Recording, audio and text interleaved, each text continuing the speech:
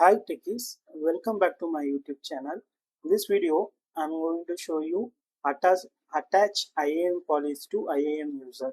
So in order to perform this task, so we recorded AWS Management Console.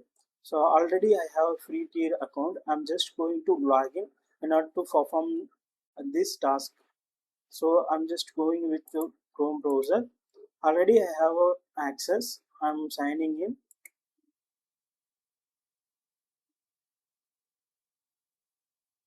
So, and once you log in your management console, so you can able to see IAM, click on IAM,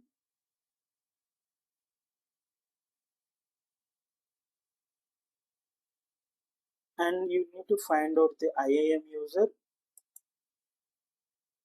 So we have the IAM user called Mark. Click on IAM user. So our task, we need to attach the IAM policy to IAM Mark user. So click on IAM Mark user, and we need to add permission.